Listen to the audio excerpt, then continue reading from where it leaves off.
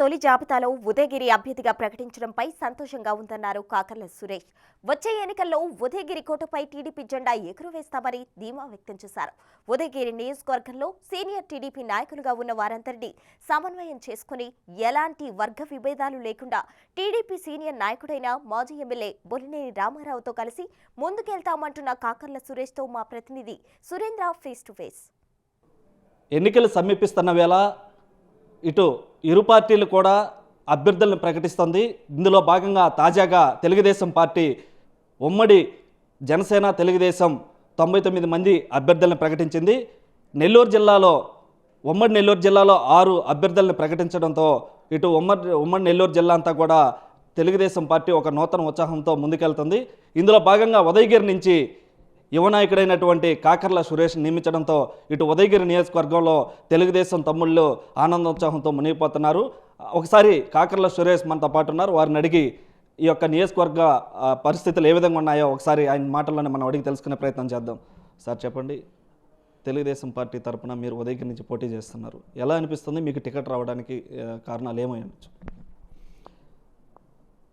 ఉదయగిరి నియోజకవర్గంలో తెలుగుదేశం పార్టీ అభ్యర్థిగా మొదటి జాబితాలో నాకు అవకాశం ఇచ్చిన, నాకు దైవంతో సమానమైన మాజీ ముఖ్యమంత్రి వర్యులు తెలుగుదేశం పార్టీ జాతీయ అధ్యక్షులు నారా చంద్రబాబు నాయుడు గారికి, జాతీయ ప్రధాన కార్యదర్శి మా యువనేత నారా లోకేష్ బాబు గారికి, అలాగే జనసేన అధ్యక్షులు పవన్ కళ్యాణ్ గారికి, అలాగే మా రాష్ట్ర పార్టీ అధ్యక్షులు అచ్చెన్నాయుడు గారికి నా ప్రత్యేక ధన్యవాదాలు, నా ప్రత్యేక కృతజ్ఞతలు.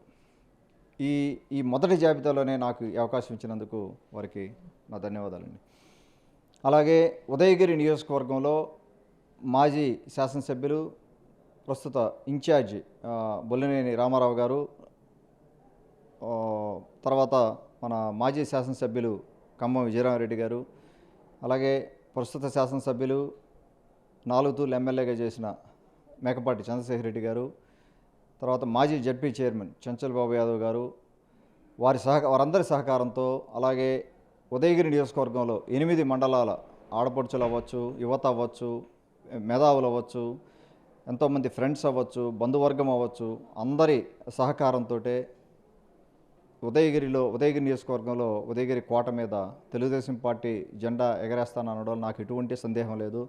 నాకు ఆ భరోసా వచ్చింది. లాస్ట్ 2 ఇయర్స్లో నేను ఇక్కడ చేసిన సేవా కార్యక్రమాలు అవ్వచ్చు, కొన్ని వేల గడపలు నేను తొక్కడం జరిగింది. వాళ్ళ ఇచ్చిన భరోసాతో ఈ ధైర్యంగా నేను ఈ మాట చెప్పగలుగుతున్నాను. అయితే ఉదయగిరి నియోజకవర్గానికి సంబంధించి ఇప్పటి వరకు బొలినేని రామారావు ఇన్ఛార్జిగా ఉన్నారు. వారిని కాదని మీకు టికెట్ ఇవ్వడం జరిగింది. ఇప్పటికే బొలినేని రామారావు కూడా ఇండిపెండెంట్గా పోటీ చేస్తారని కూడా ఇప్పటికే ప్రచారం జరుగుతుంది వారి అనుచర వర్గం నుంచి. దీన్ని ఎలా సమన్వయం చేసుకొని ముందుకెళ్తారు మీరు? బొలినేని రామారావు గారు సోదర సమానులు, మాకు బంధుత్వం కూడా ఉంది. రామారావు గారు డెఫినెట్గా నాకు సహకరించి ఆయన డైరెక్షన్లోనే నేను ముందుకు పోతానని ప్రగాఢంగా నమ్ముతా ఉన్నాను. నాకు ఎటువంటి డౌట్ లేదు.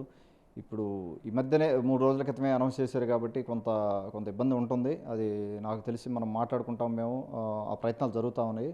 రామారావు గారి మీద మాకు సంపూర్ణమైన గౌరవం ఉంది. ఒక రకంగా రామారావు గారే నన్ను 2.5 సంవత్సరం క్రితం గౌరవ శ్రీ నారా చంద్రబాబు నాయుడు గారి దగ్గరికి తీసుకెళ్ళి పరిచయం చేయడం జరిగింది. చాలాసేపు కూర్చొని మాట్లాడడం జరిగింది. సో నేను అనుకోవటం లేదండి, మీరు చెప్పింది నేను అగ్రీ అవ్వట్లేదు. రామారావు గారు డెఫినెట్గా మనతో కలిసి నాకు సహకరించి నన్ను ముందుకు తీసుకెళ్తారని ఆశిస్తున్నాను. మీ గెలుపుకి సంబంధించి ఇటు ఉదయగిరి నియోజకవర్గంలో ఎలాంటి అంశాలు మీకు గెలుపుకి దోహదపడతాయని మీరు అనుకుంటున్నారు?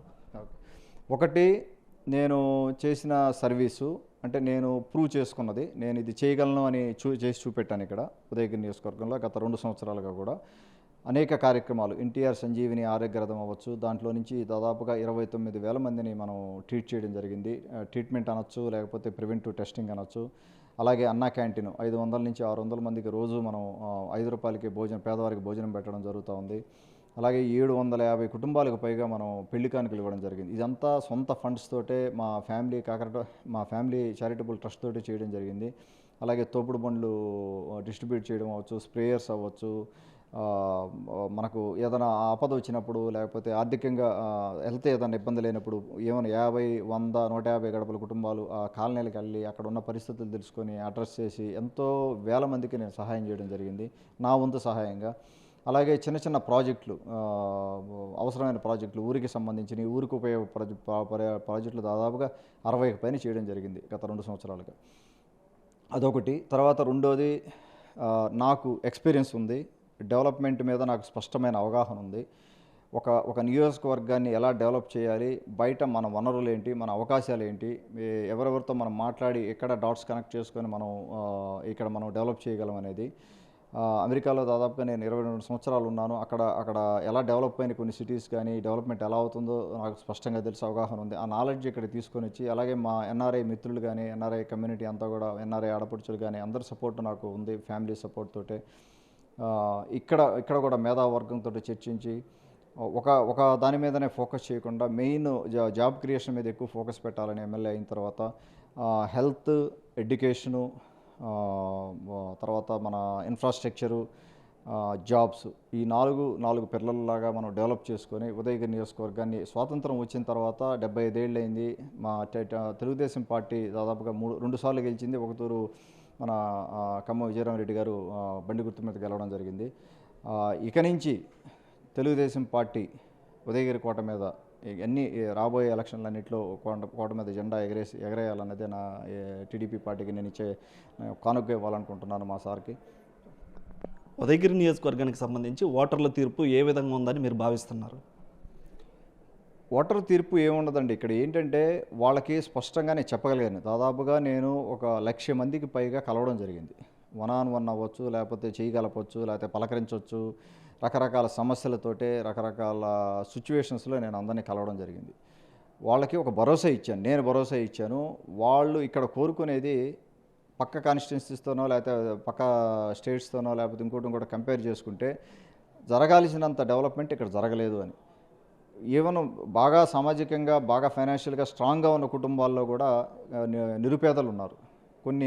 కొన్ని ఎస్సీ సోదరులు అవ్వచ్చు, ఎస్టీ సోదరులు అవ్వచ్చు, కొన్ని కమ్యూనిటీస్, బీసీ కమ్యూనిటీ కాలనీకి అవ్వచ్చు, వాటిల్లో రకరకాల ప్రాబ్లమ్స్ చూడడం జరిగింది. ఆ ప్రాబ్లమ్స్ అన్నింటినీ అర్థం చేసుకొని వాళ్ళతో నేను డైరెక్ట్గా మాట్లాడాను కాబట్టి డెఫినెట్గా నన్ను ఆదరిస్తున్నారు. ఈ రోజుకి నేను ఏ ఊరికి పోయినా కూడా నాకు గుర్తున్నా లేకపోయినా నేను పలాంటి చేశానని చెప్పి వాళ్ళే వచ్చి చెప్తా ఉన్నారు. ఆ భరోసా అయితే కల్పించగలిగాను నేను. ఫ్యూచర్లో కూడా నాకు ఎమ్మెల్యేగా నేను కానీ ముందుకు వెళ్ళగలిగితే తను ఇంకా చేస్తాడు అన్న నమ్మకం ఆడపడుచులకు కానీ యువతకు కానీ ప్రగాఢంగా ఉంది ఇక్కడ ఈ ప్రాంతంలో. వచ్చేటువంటి సార్వత్రిక ఎన్నికల్లో ఎలాంటి కార్యాచరణతో ముందుకెళ్తారు? నాకు దాదాపుగా 3 రోజులు అయిందండి నాకు టికెట్ అనౌన్స్ చేసి. మనం ఒక ప్రణాళిక చేసుకొని ఇంకా మనం ఆ ప్రాసెస్లో ఉన్నాము. రాబోయే రోజుల్లో నేను మీకు సవివరంగా వివరిస్తాను ఎలా చేయాలి ఏంది అనేది. ఇంకొక 45 రోజులు మనకు ఎన్నికలు ఉన్నాయి. స్లోగా అన్నీ 1 by 1 మనం చేసుకొని మేము ఆల్రెడీ కొంత నేను వర్క్ చేసుకొని ఉన్నాను. స్వయంగానే మాకు డేటా మీద ఐడియా ఉంది కాబట్టి ఎప్పటి నుంచో కూడా నేను వచ్చినప్పటి నుంచి ఈవెన్ నేను రాకముందు కూడా ఒక 6 నెలలు ఇక్కడ సర్వే చేయడం జరిగింది మా సొంత టీంతోటే. సో ఆ సర్వేలో ఉన్న రిజల్ట్స్ మాకు తెలుసు, ఎలా అడ్రస్ చేయాలో తెలుసు. ఊళ్ళో పోయినప్పుడు అక్కడ ఏం సమస్యలు ఉన్నాయి, ఏ ప్రాజెక్టులు అయితే మనం చేయాలి, ఊరికి ఏం చేయాలి, ఊరు బాగుపడడానికి ఏం చేయాలి, లేకపోతే ఊళ్ళో వాళ్ళకి ఏం చేస్తే బాగుంటుందని వాళ్ళు కోరుకుంటున్నారో నాకు స్పష్టమైన అవగాహన ఉంది. ఇవన్నీ దగ్గర పెట్టుకొని ఒక మినీ మేనిఫెస్టో రెడీ చేసుకొని మనం ప్రచారానికి వెళ్ళడం జరుగుతుంది. రాబోయే మేబీ వారం 10 రోజుల్లోనే నేను మొదలు పెడతాను. అయితే ఇటు మొత్తం మీద కూడా ఇటు ఉదయగిరి నియోజకవర్గంలో వచ్చేటువంటి సార్వత్రిక ఎన్నికల్లో నియోజకవర్గంలో ఉన్నటువంటి వారందరూ కూడా కలుపుకొని పోయి ఇటు బొల్లేని రామారావు కావచ్చు, గతంలో ఉన్నటువంటి ఇన్ఛార్జీలు, ఇటు మేకపాటి చంద్రశేఖర్ రెడ్డి, టీడీపీ క్యాడర్ని అందరిని కూడా సమన్వయం చేసుకొని ముందుకెళ్తామని కాకర్ల సురేష్ చెప్తున్నటువంటి పరిస్థితి. కెమెరామ్యాన్ మనోజ్తో సురేంద్ర, బిగ్ టీవీ, ఉదయగిరి నుంచి.